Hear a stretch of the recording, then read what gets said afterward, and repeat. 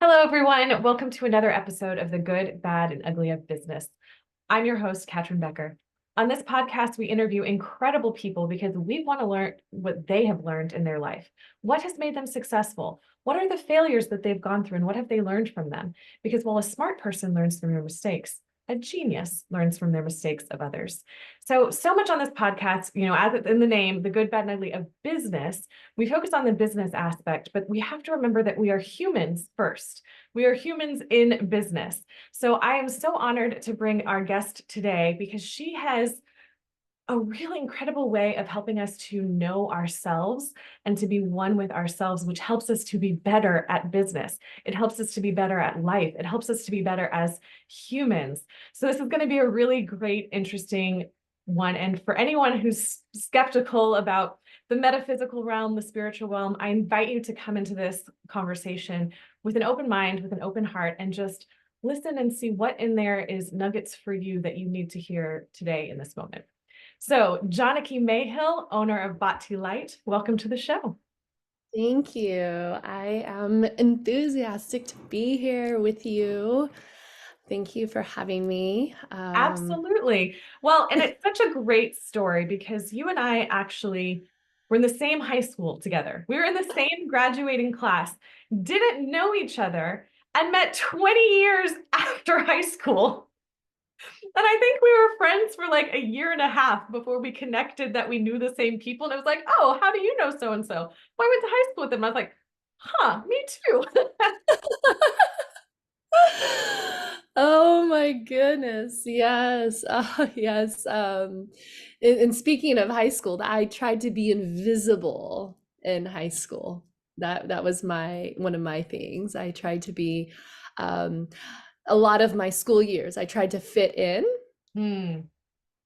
And I would say I've always have been raised the way I was raised. I was marched to my own beat, never really followed what everyone else said or the rules of everything else. And I would say it wouldn't bother me. Although secretively, I wanted to fit in, I wanted to be Hmm. like everyone else, and I did not know how until what I remembered is you belong here. You're not meant to fit in, you're here to expand the planet. But We're isn't meant to. that such an interesting thing that all of us go through is that we're born into this planet completely ourselves, like no shame about how we look or how we sound or how we think. It's just we just are. Mm-hmm. And then as we start growing up, it's like this conformity and standardization piece that comes in. And so we try to fit in and try to make it work. And then, we always had the term midlife crisis, but I really think it's more of us realizing I'm not this way. I want to go back to who I'm supposed to be. And that's what you do for people, right? Yes, yes, yes. That's what I support. I say I live the journey of the alchemist. So transforming our wounds into wisdom, because in my life I have mastered so many of my perceived weaknesses, and now they are my great strengths. Mm. And so that's what I love supporting others with as well, is those things we run from, those things we avoid, those are actually the gifts. Mm. I think it's such an easy thing to say, because we can see that so many in different places of life, like to the oyster, the grit that got into its system, that bit of sand that irritated it over and over and over again became the pearl that was so Mhm. valuable, right? And we love to say the phrase pearls of wisdom. So I think there's a beautiful connection to that. And I know in my life and in recent history in my life, realizing some of the things that I thought were my weaknesses also are actually my strengths when you can kind of reframe. So tell me a little bit more about how you came to this place, especially coming from high school where you wanted to be invisible and fit in and felt like an alien.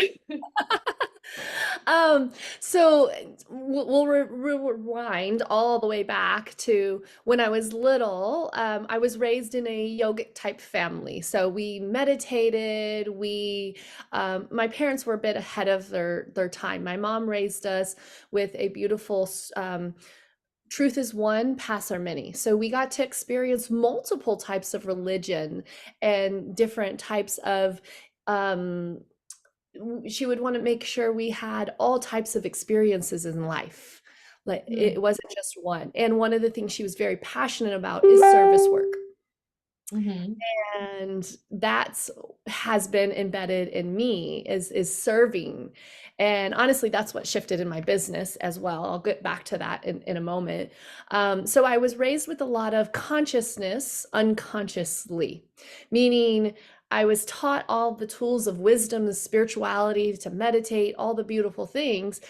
And when it came time to actually dealing with our feelings and emotions, instead of allowing ourselves, there was the labeling of the right, wrong, the good, bad, the positive, negative.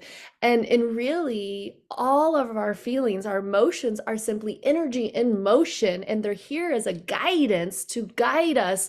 What is it that, because our bodies are the map of our unconscious mind. If we don't allow ourselves to fully express something in that moment, then our bodies actually will hold on to that emotion and it becomes stuck in our bodies. And this is where disease, dis-ease comes.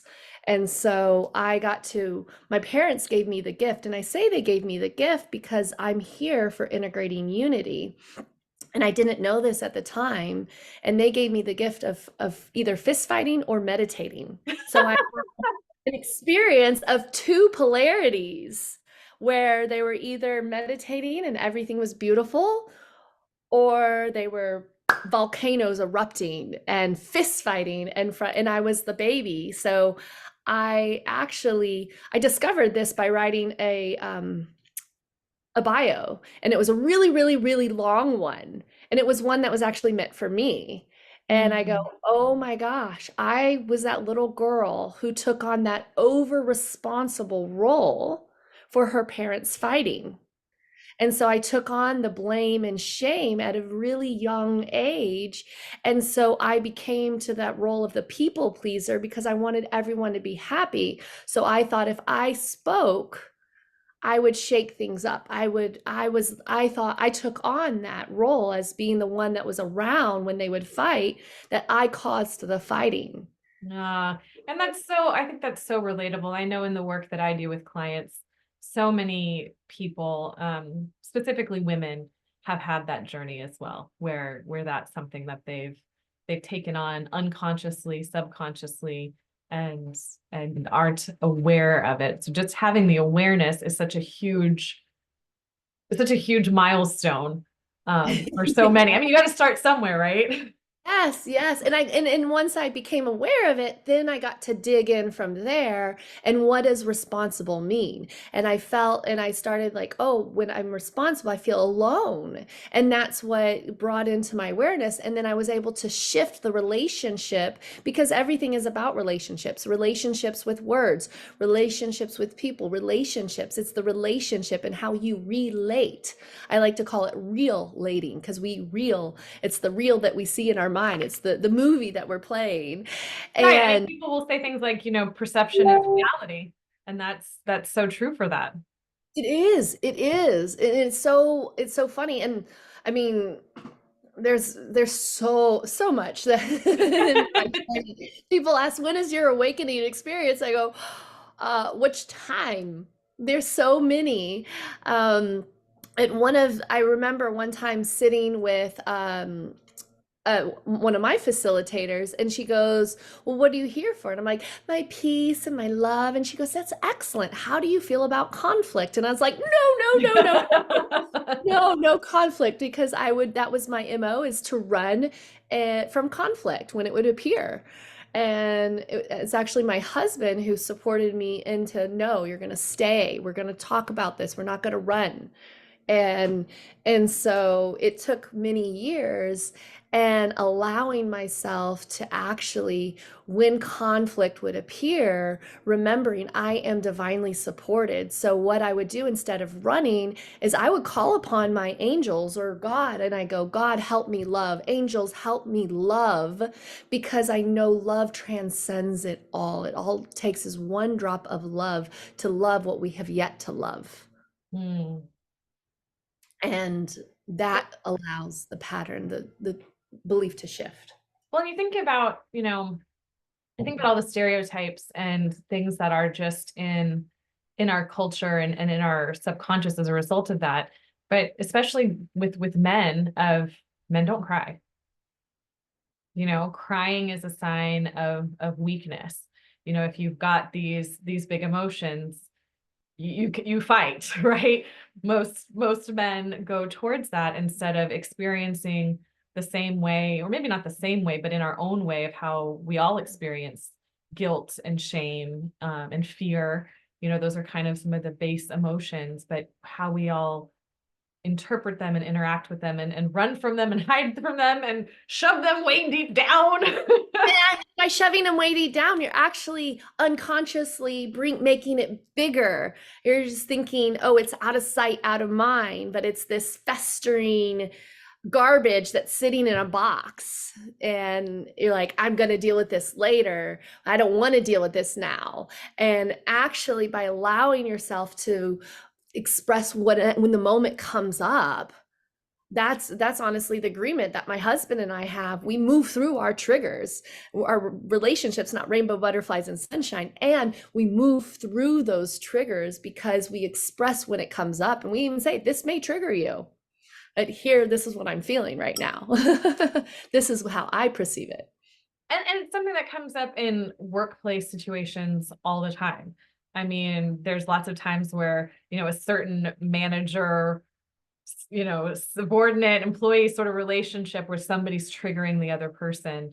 Do you have any advice for how they can kind of handle that when it's not necessarily the same level of commitment that you have with your husband, but it's still a very important relationship in your life? Yes, matter of fact, the message I received in 2020, because I got so triggered by the mask, because I saw the mask as holding back expression. So I started digging in myself, and I'm like, what are these triggers? And the message I received are triggers are the shadows of ourself that we've yet to acknowledge or even be aware of. And these shadows have now come up into light because to remember our light, we get to experience the perceived darkness. And so by willing, and really, as you were saying, everything is the matter of perception. We see our world as we see ourselves. So if you're willing to look and say, oh, this is triggering me, not take on, because I have had the gift of having a broad awareness as a young child, and Right. having such of, oh, the world is me, everything is God, reminding me of that. But then I also had that over blame, like, oh, if I see this in someone else, oh no, it's in me, and then shaming myself for it, for seeing this in another person. We get to see this in the other person or the individual to remind us of what's within ourselves and what we have yet to face within ourselves. And so if you're willing to dig deep without the blame role of, oh no, this is me, like, oh, this is triggering me. What is it? I start asking questions. For what purpose? What is this triggering me? What is this bringing up? And I start asking questions because there's scientific studies that when your brain starts asking questions, it starts unraveling what are those answers. And so you can find, so many people look for answers outside themselves, and we all the answers we are always right here. Yeah. I like to think of triggers as they're landmines within our subconscious.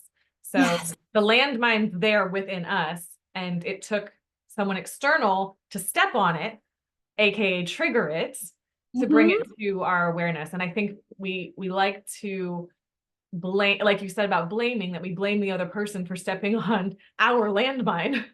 And that's also what I have found most recently is when we're in blame, we are giving away our power. And this is why I stand for restoring our power back into love, because of my own addiction to blame and shame. And through that and alchemizing that, that's what I found. When we blame someone else, you're actually in the lens of codependence, that someone is outside of you, when it's all projections of you. And so when you can, I like to say, I like what we name, we claim. And then we get opportunities. God, source, universe gives us opportunities to, how much have you loved this yet? So now you're going to have an opportunity to face this. To And when you can put it in that perspective, there's really nothing that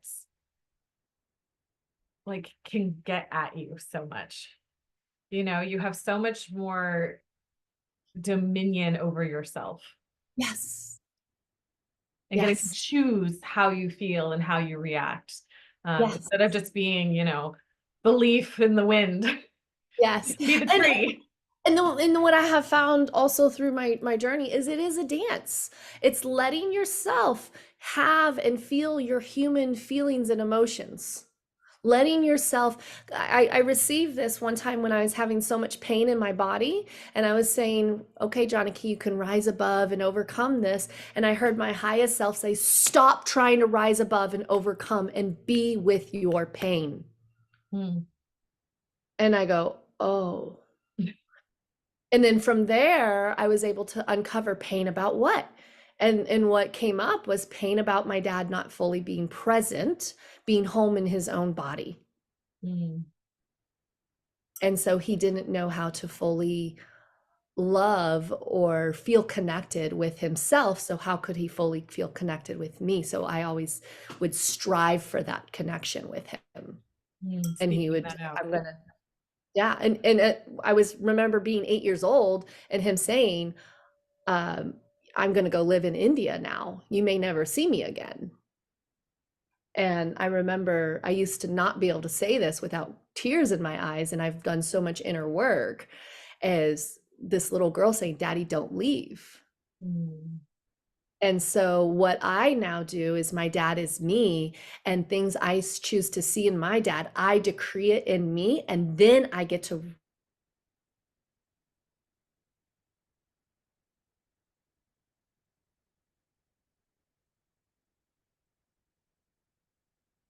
Janaki, did I lose you? Uh-oh, you are frozen. You. That's interesting. Oh, that was crazy, wasn't it? That is. So I'll repeat it again because this has been my journey. Yeah, let me turn it's saying my Wi-Fi is unstable, which is interesting. Okay, so go back to the part where you were saying your dad is me, and then I'll cut Yes. from there. Okay, so I was decreeing, I'm home in me and my daddy's home. I'm home in my body, my daddy's home in his body. And then a week later, my mom calls me, and this may not have seemed so big, but it was so huge in my world. She goes, your dad scheduled a dentist appointment while I was gone. He did it for himself because my parents had a very codependent relationship where my mom would think the men in her life couldn't do anything because of stuff with her father. So she would do it for them, and they would not know how to do it because she would think they didn't know how. So he scheduled his own dentist appointment, took himself to the dentist, and they found out he had an infection that would have killed him if he didn't go in. Hmm. And so my mom's like, listen to this miracle. And so I'm able to witness the relationships because of my willingness to dive deep within myself and how those I shift. I love all of this, and I think where I kind of want to go next with this conversation is, you know, this is so much of the inner, right, of turning inward. Yet for a business, that's connecting outward, you know, connecting with others. So talk a little bit about what your business looks like, and how you work with people. Yes, yes. Okay. So I am going to say, so I was doing a heart mapping, and I remember writing, I am my thriving business, except for my pen wrote body. Mm, And that's what I heard right then and there is in order to be your thriving business, you get to be your thriving body first because your body is your business. And so that's honestly what I enjoy supporting people is connecting back into the temple of their bodies through the altar of their hearts. and letting them, I facilitate what's called an I am journey, which stands for inner activated magic. And magic exists when we are present. Our minds like to travel into different dimensions, like realms, like when worry appears, when stress or anxiety, we're thinking about the future. And so when we actually are truly present, this is what allows us to create, to manifest. And this is the gift of slowing down. So in 2020 I got to receive a lot. I kept calling it God vision, thinking everything was going to be crystal clear. Well, cosmic joke, God vision was faith.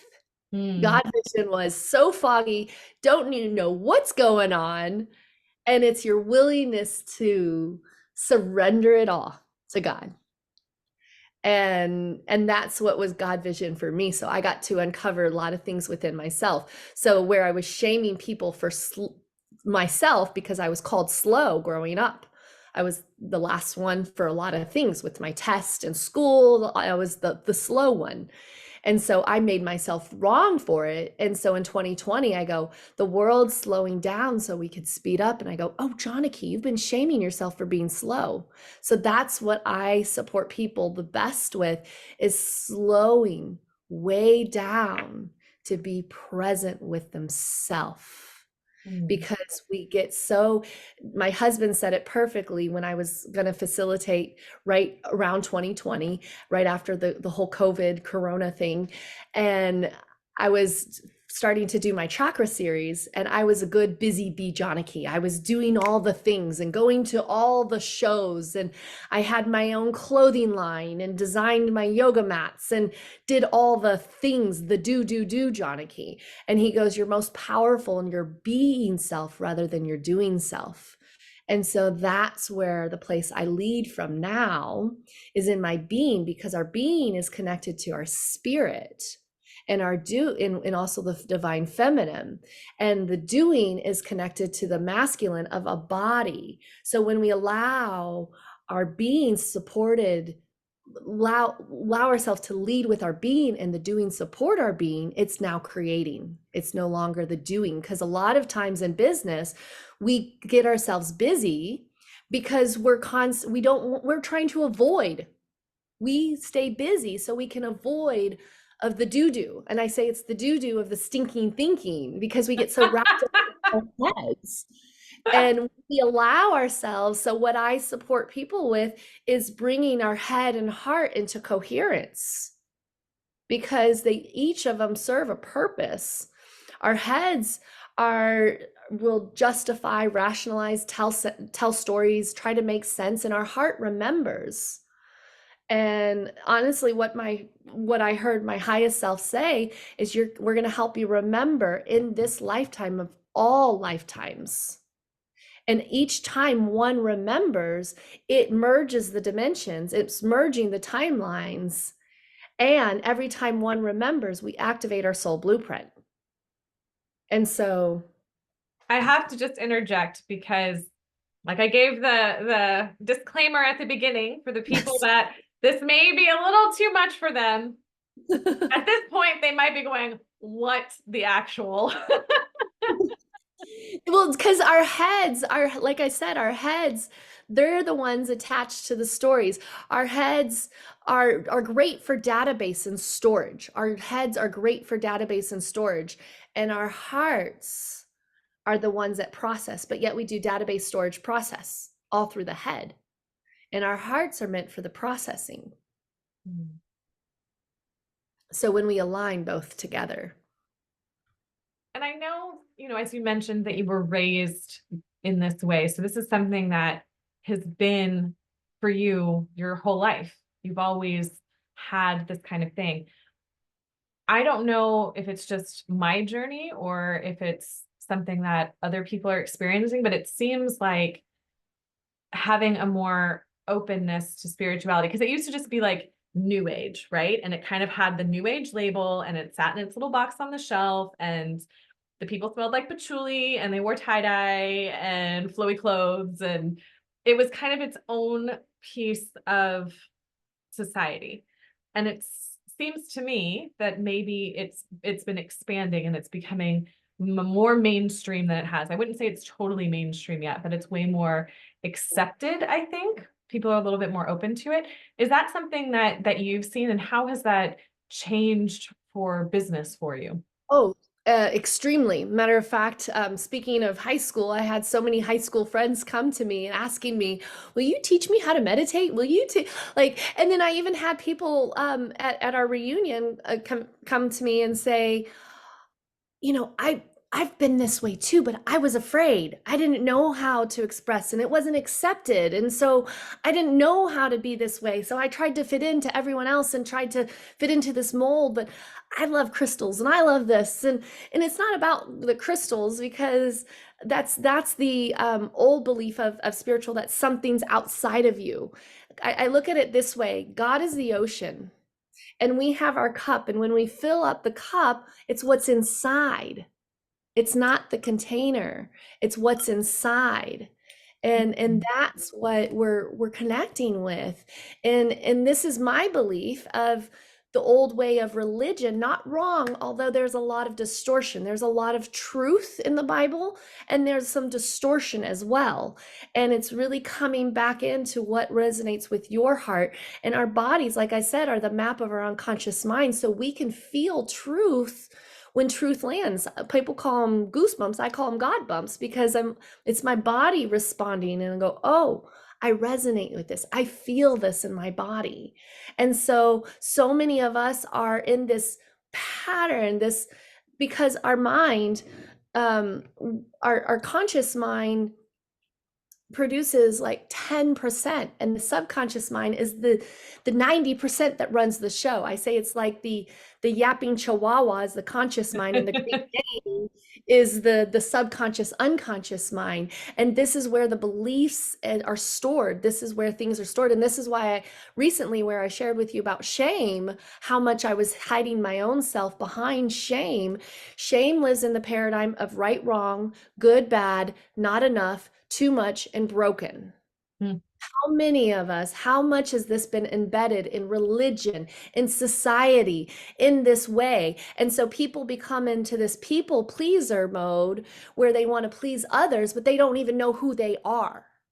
Yeah. And we're here in authenticity is one of the highest frequencies they're discovering. And so the more real you can be with you, is I say you allow your soul to shine through. And this is what our soul is here to do, is to have these human experiences and also be our fullest expression. And that's what I truly believe and have done in my own journey and support people, is moving through the lens of depression by being your soul's purest expression. Something that I often think about is, yes, there's moments in the day when the sun is shining and you look out and, it's just hitting the trees just right, or and you think, wow, it looks really beautiful. Or when you're out at night and there's a big, beautiful full moon, like there's moments when it's full light and full dark where you think how you recognize its beauty. But something that's always I found so interesting and such a unique human thing is how we all recognize sunsets and sunrises, that transition from one into the other as being such a magical, beautiful time. And I think about, like, does my cat or dog care that it's a beautiful sunrise? Right? They don't even notice, but we do. And so I think it really aligns to what you're saying about the wholeness, that there is no right or wrong. They just both exist. They Just both, as if the night exists, the day exists. yes, We don't yes. make the night wrong. And honestly, that's the message I received when I was looking at the eclipse recently, is we have, by being here on Earth, we've agreed to the polarities. And we get to experience duality of our individuality. So I look at us as a disco ball. This is kind of one of my analogies. We're the disco ball as the whole, and we're also all the little mirrors experiencing ourselves in million trillion different ways. And so one of the things when I saw is there's no more, we used to have, the old paradigm was light or dark. And that was actually denying ourself. And what I have found, and that's why I say I live, breathe, and walk the journey of being an alchemist, because allowing myself to embrace those shadows has actually been my own liberation, because it's not light or dark, it's light and dark. We are both light and dark. Matter of fact, one time I was writing evil and I saw live. And I go, oh, evil is here to simply remind us to live.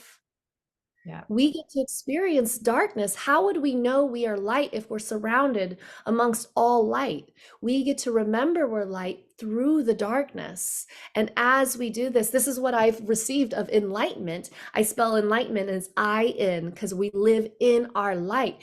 And the more wholeness and fullness of we embrace who we are, that includes the darkness, the shadows, the brighter our light shines. Mm. That's enlightenment. It's not a destination we've made up. We have to get somewhere.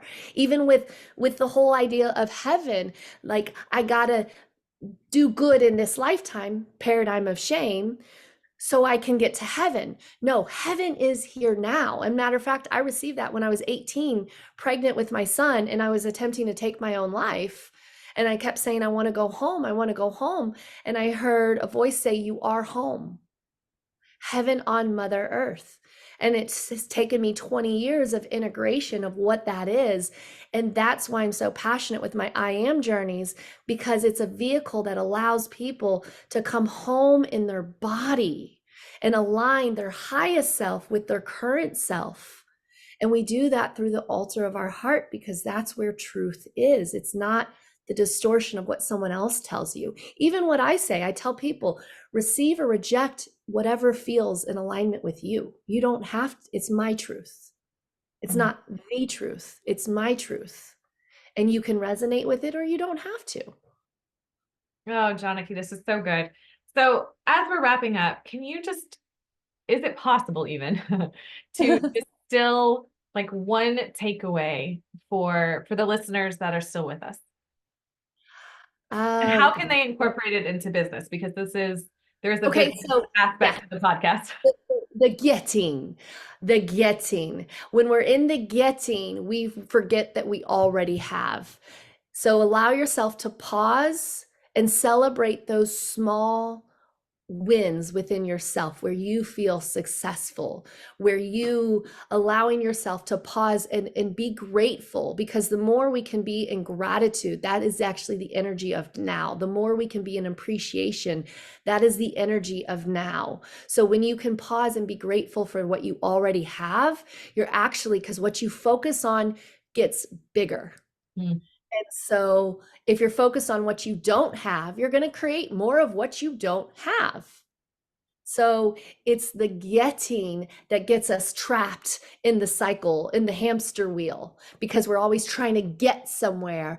And pause and remember, you already are there, and we can create expansion from there. And also the importance of contraction and expansion. Every time we're in a moment of contraction, we're actually birthing in expansion. Something I received this weekend, the message is, when we go into contraction, it allows us to feel ourselves more and be with ourselves more. And that brings in expansion, because every time we expand, we're expanding not linearly, we expand all. So all the muck from underneath the surface that we've been hiding comes up. Mm. A lot to ponder on and take moments of contemplation within ourselves, because there's a lot of truth in this conversation. So thank you so much for that.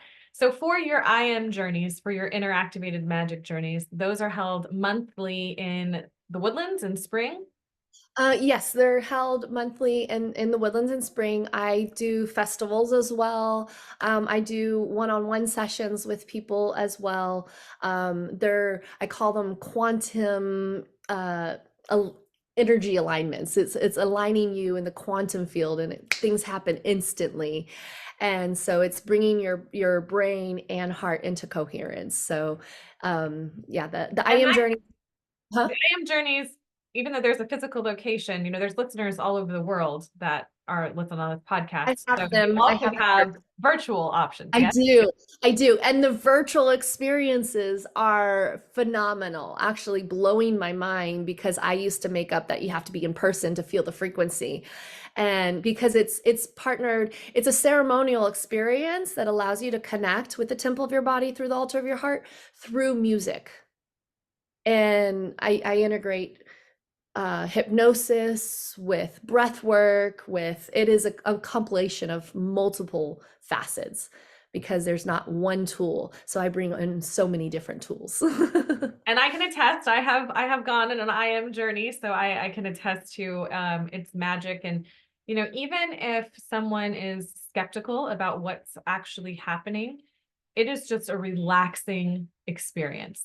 Yes, yeah. You can go into it, just know this is going to be relaxing. This is, a 2 hours that I'm taking for myself to be with myself. And that's something that we rarely do in Yes. modern society. So just from that, there's major benefits. Yes. And in a friend recently, she reflected the value of stillness. Our world is so busy that bringing people back into stillness to connect with their soul, she goes, "Oh my gosh, Mhm. that's what's going to shift our planet into this new paradigm because we get so busy on outside ourselves, and when we come back into ourselves, connect with our innermost being, that's oh yes." Yeah, so my vision and mission and why I'm so passionate with my IM journeys is it's all comes again to being home because I used to look at the stars, say I want to go home, and what I remembered is home is here now. It's not a destination to get to. Home is being home in our bodies, Mm. coming back home in our bodies, the temples. Like the word embody. In body. Yeah, I actually received that in an IM journey. I said embodiment and I was spelling it I-N. And I go, oh, because we're meant to be in our bodies. We're like little children just remembering the basics.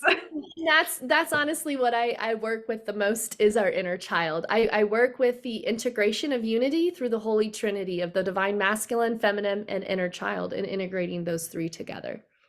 Wow, Janaki. Well, thank you so much for sharing your light with us. I Yes. really, really appreciate it. Thank you for being brave enough to come out of hiding and to shine your light so bright so that others can see it and recognize, hey, I got a little light inside me too. Maybe I should let it shine. Yes. Yes. To the listeners, thank you so much for being here. We always really appreciate it. Please make sure to like and share this with your audience and subscribe so that you don't miss out on other amazing interviews such as this one, because I'm going to bring you stuff that you're not hearing anywhere else so that you can learn and grow together. Until next time, everyone, take care.